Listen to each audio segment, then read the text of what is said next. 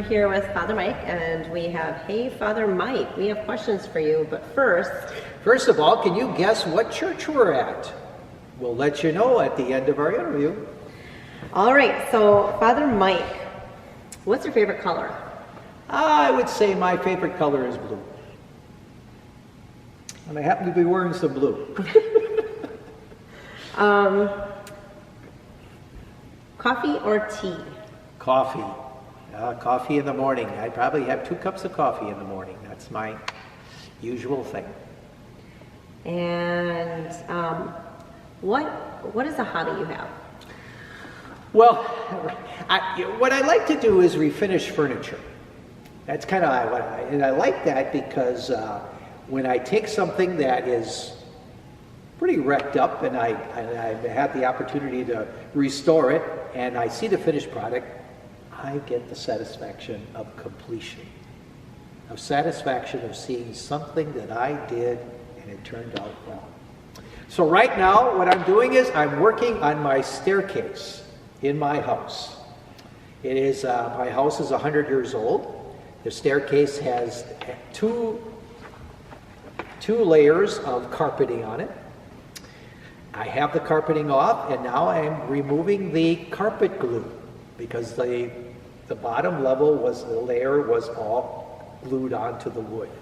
So removing that is going to be a challenge, but I'm making progress. Plus there's probably about, I would say maybe 20 staples on each step because they staple gunned it all, so I have to take all the staples out and all of this. So I like doing that. I like working with wood and I like refinishing. So that's what I'm in the process of. And I'll let you know later on whenever I finish this job. It's a big one. You just finished a big job at your house. My basement. Your basement. Oh yes, I cleaned my basement. After 9 years here, I finally cleaned my basement and I almost have all the boxes from moving emptied. That is a miracle. But I find time on my hands now, so I might as well be productive in getting some of these bucket list things that I thought I would never get to. Never. Where else have you served as a priest other than the Tri-Parish? Yes, before I came here, I was in Anago for 3 years. And before that, I was in Florence, Pembine, Aurora, and Niagara. And I was there for 8 years. And then before that, I was out in Plainfield, out in Waushara County, south of Stevens Point, way out in the central part of the state. And I was out there for 12 years. And before that, I was 1 year at St. Gabriel's in Neenah, and I was 4 years at St. Bernard's in Green Bay, and 2 years at St. John's in Menasha. So that's my journey. And what's the longest you've been at one? 12 years is the longest I have served, and it's the longest I have ever lived in one place in my life.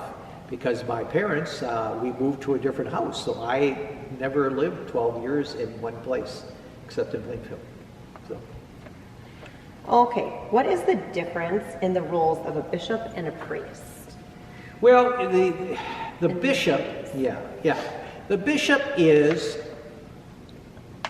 heir to the apostles, okay? So the apostles, there were 12 apostles, as we know. And what the apostles did was, they were the primary people, and then they delegated disciples, and then they delegated deacons to do other kinds of work. But the apostle was the chief teacher. So the bishop today is the chief teacher. He's the shepherd of our diocese, all right? So he has a mitre and a crozier, I should say. The mitre is his hat. And really runs the diocese. He is the chief shepherd and teacher.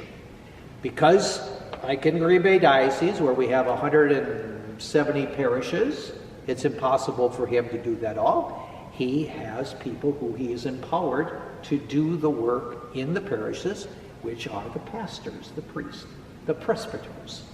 So they are an extension of Bishop Rickon. So my boss is Bishop Rickon.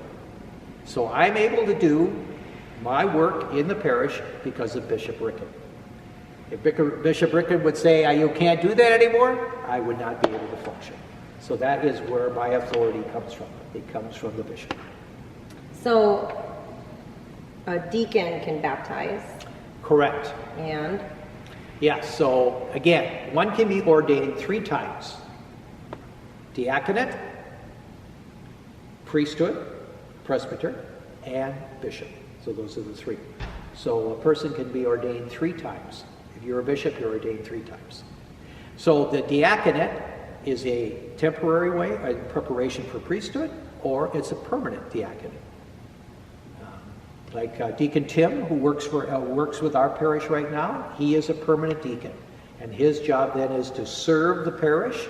He proclaims the gospel because he is to be an example of what Christian service is about. That's why he reads the gospel, because he is to be living that in his life.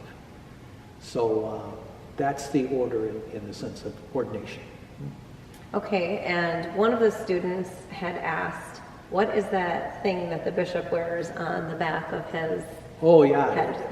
Zakata? Or what Yes, is that? and why do they wear that? You know, that is a good question. That is obviously some ancient garb. Again, our vestments go back to antiquity, back to the Roman times, back to other times like that. I cannot answer that question off the top of my head, what the purpose of that hat is. I had read online that it was because they would be outside and they were usually older and they were bald in the back. So it would protect their bald head from the sun, and it just carried on as tradition. That's right. Well, and then there used to be within religious orders they did tonsure, which they would shave your head right here. And then you would have to protect that too from the sun. Like the Franciscan? Yes, they call that tonsure. Okay. Yes. Mm-hmm. They don't do that anymore, but that was part of the visible sign of you making a commitment. Kind of like when you go into the armed forces, at least the men, they get their hair cut, zip, everybody looks alike. Right. I've seen that recently. Yeah. Let's see. If you had advice for your younger self, what would it be? I think my advice for my younger self would have been is to have felt more confident in my abilities. That took quite a while. When I was in grade school, I could never talk in front of people. Even high school, I didn't do much of that at all. So it only came later in my life that I gained a confidence in that. But I think, as you think, but for all of us, we have to grow into it. But as I think for myself in my life, that would have been something, to just feel confident that you do have skills and gifts, and that if you just go out there and try it, you might be surprised, and to believe in it. Okay, MIRA wants to know, where have you traveled and what was your favorite vacation? Where have I traveled? Well, I've been around the world twice already. What was my favorite vacation? I think Australia. When I was in Sydney, that was wonderful. I had an opportunity to be there for 3 months, and that was an outstanding experience, Australia. It's a very large country, but Sydney was just spectacular. So beautiful place.